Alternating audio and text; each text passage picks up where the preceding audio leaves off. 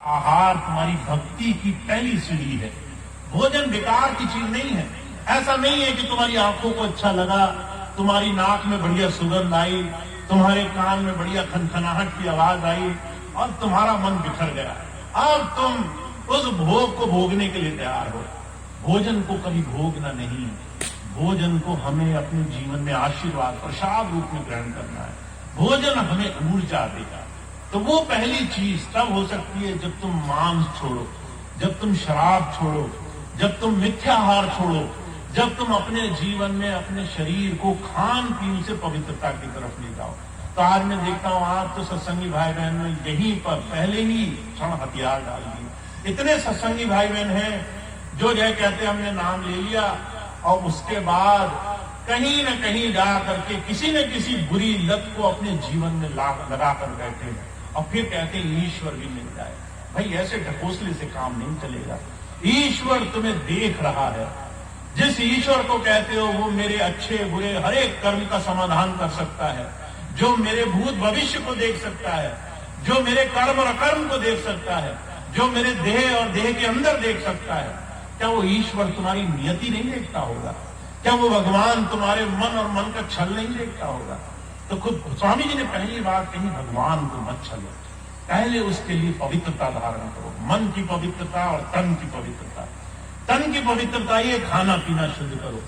मन की पवित्रता क्या है? मन की पवित्रता ये कि तुम अपने मन को इतना सुंदर साफ दर्पण बनाओ कि इसके अंदर तुम्हारे गुरु की शक्ल दिखाई देने लग जाए, गुरु का जो है इसमें अक्स पड़ने लग जाए, गुरु का प्रतिबिंब पड़ने लग जाए। दुनिया में कोई तुम्हें कुछ कहे तुम उसको तौलो, पहले उसका आकलन करो, ये मेरे लेने योग्य है कि नहीं है। अभी पिछले दिनों भोजीपुरा आश्रम में जब मैं नाम देने लगा तो मैंने यही बात वहां दोहराई। तो एक बहन जी कहने लगी, भैया जी तुम्हें पता नहीं है लोग कितना ताना मारते हैं, लोग ऐसे ऐसे ताने मारते हैं कि जो है सुनने में जो है कान में आग लग जाए, मन में जो है वो मन धू करके जल जाता है। ऐसी ऐसी बात खरी खोटी सुनाते हैं लोग, सुनाने में पीछे नहीं है। और तुम कहते हो कि लोग सुनाएं और तुम उसको बुरा ना मानो, तुम उन बातों को दिल में ना आने दो।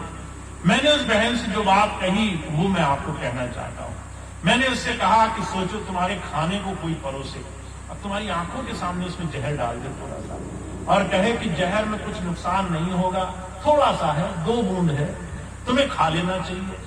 तुम्हें तुम्हारी आंखों के सामने जहर डाले और तुम्हें परोस दे और अपने हाथ से खिलाए कि बहन जी तुम बहुत अच्छी हो, तुम मेरे हाथ से निवाला खा लो, खाओगी क्या? तो वो बहन कहने लगी, भैया जी हम पागल थोड़ी ना है, आंखों के सामने कोई जहर डाले और चाहे वो 2 बूंद डाले हम जहर खा लेंगे, हमें मरना थोड़ी ना है। मैंने कहा अगर ये बात भोजन पर लागू होती है तो विचारों पर लागू क्यों नहीं होती? ये विचार जो तुम्हारे मन में आते हैं ये भी तुम्हें धीरे धीरे नष्ट करते हैं, ये तुम्हें बनाते नहीं है।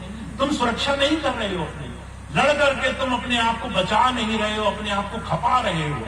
जितना तुम उन संसार से लड़ोगे, जितना तुम अवधूतों से लड़ोगे, उतना तुम अपने आप को खपा बैठोगे।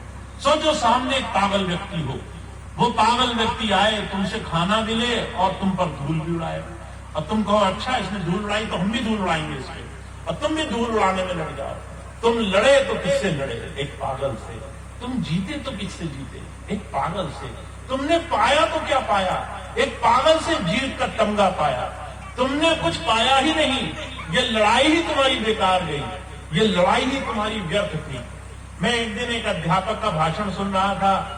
एक अध्यापक कहने लगा ये संसार चूहे की रेस है, इस रेस में अगर तुम इन तमाम चूहों के साथ रेस लगाने में लग गए, तुम भी इनके साथ दौड़ लगाने में लग गए तो हारोगे तुम ही, हर हालत में तुम ही हारोगे। मान लीजिए तुम किसी चूहे से हार गए तो तुम्हें क्या सुनने में मिलेगा? बताओ कुछ किया ही नहीं, चूहे से हार गया। बता, एक चूहा तुझसे लड़ रहा था और उससे भी नहीं जीत पाया और जीत गए तो क्या जीता? कि चूहे से जीता, चूहे से जो है ये रेस जीता। जीता तो क्या जीता? हुजूर कहा करते थे इस संसार में मन के द्वंद ये एक ऐसी रेस है जिसमें तुम जीत के भी नहीं जीत पाओगे, जिसमें तुम आगे बढ़ के भी नहीं बढ़ पाओगे। तुम्हारा मन जितना काला हो जाएगा उसको साफ करने का कोई साबुन नहीं बना होगा संसार में। इसीलिए हुजूर कहा करते थे मन का छल मारना, मन का कपट मारना, मन की संसार की बुराई मारना ये समाधि है, ये ध्यान है, ये गुरु का आशीर्वाद है जो कमाना होता है। जब तुम गुरु जी